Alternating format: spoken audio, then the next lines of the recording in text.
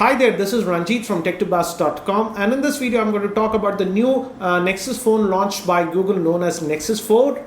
And generally I do not like to talk about products that I do not have physically, but I have got a ton of email requests asking me what is my opinion about this phone and how do I feel about it.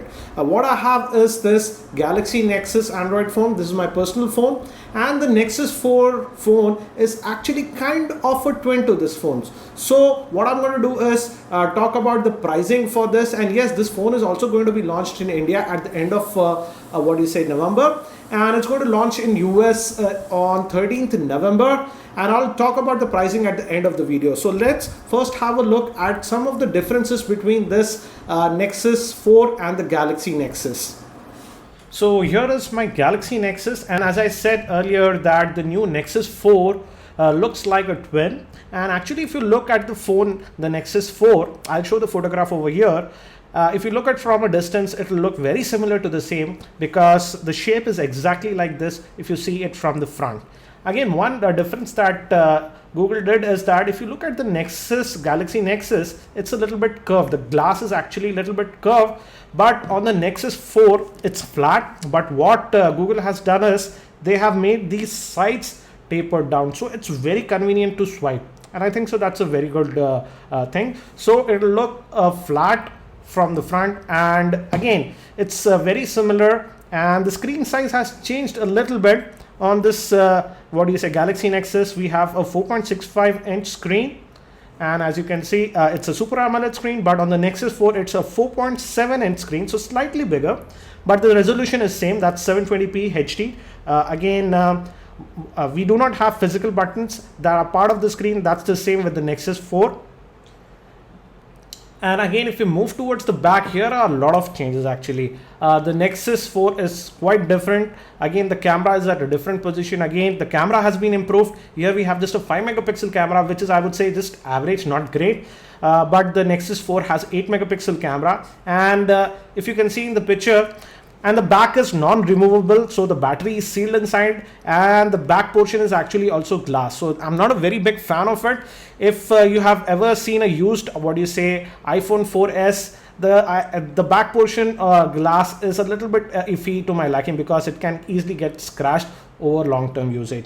Again, as I stated, the battery is non-user replaceable in Nexus 4, and Google has bumped up the battery. On this Galaxy Nexus we had a 1750 milliampere battery, but on the Nexus 4 we have a 2100 milliampere battery. So the battery usage should be a little bit better. And now moving to the processor, things have been improved a lot. Google chose to put in a very good processor. That's a quad-core processor. That's a Qualcomm's S4 Pro processor, clocked at 1.5 GHz. The processor used on this Galaxy Nexus was a 1.2 GHz dual-core processor made by TI OMAP based on the Cortex A9 architecture. On the other hand, the new Nexus 4 sports a Snapdragon S4 processor, and it's a pretty powerful processor. Based on the CRAT architecture, it's very similar to ARM15, not exactly Cortex ARM15, but very similar. So it should give very good performance in my opinion. Also, Google decided to bump up the RAM, and I'm really happy about the same because this Galaxy Nexus has just 1 GB of RAM, but the Nexus 4 will have 2 GB of RAM. So it will be great for multitasking. Even this phone was very good. I did not face any lags or anything like that. So the config of Nexus 4 makes me really excited. It should be even better than this one.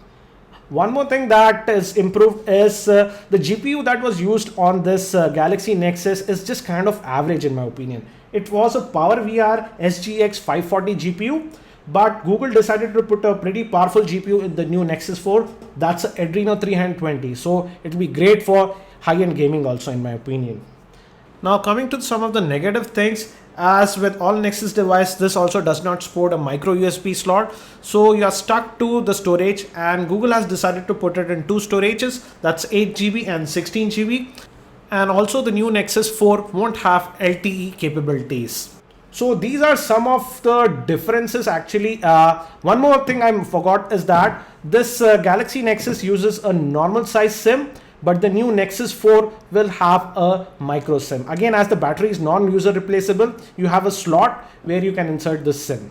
So these are some of the major differences between the Galaxy Nexus and the Nexus 4. Now moving to the very interesting thing about the pricing. Google has priced this Nexus phone very aggressively. First, I'll talk about the US pricing. In US, you can get this 8GB version for just $299 and the 16GB variant for $349, and this is pre-tax. So for the base model, that's 8GB, let's add the tax, shipping, etc. So it might come to about $330, and again add about 10% to the 16GB model, that is $350 plus 10%. So let's look at the 8GB version. Let's say that it comes to around $330. This is just an approximate value. And again, a lot of people are asking me about the India launch. LG has just mentioned that they are going to launch this Nexus 4 in India at the end of November, but again they did not reveal if they're going to launch both the models, that's the 8GB, 16GB, or the pricing also. And now I'm just going to speculate about the pricing. Let's come back to the 8GB model, and as I said, it's about $330 in US. So it will come to approximately about let's say 17,500. I'm assuming the dollar rate as 55, and again add to that let's say about $2,000 or so for what you say local taxes or commissions, etc. So I would say that if LG is really aggressive, they can price this 8GB model for around 20K and the 16GB model for around 24,000 or so. But I don't know if LG is going to do that, or if LG is going to release both the models, or they'll just stick with the 16GB version. Again, if you guys, some of you know about the pricing info and you have a much more better idea, please share your comments below. I'll highly appreciate the same. And again, if you also get to know the details about the launch dates, etc., post it below. When this phone launches, I'll be doing an in-depth overview of the phone and the review also. So stay tuned to my channel for that. I hope this video was helpful. That's it for now. This is Ranjit from tech2buzz.com, and I hope to see you in my next video.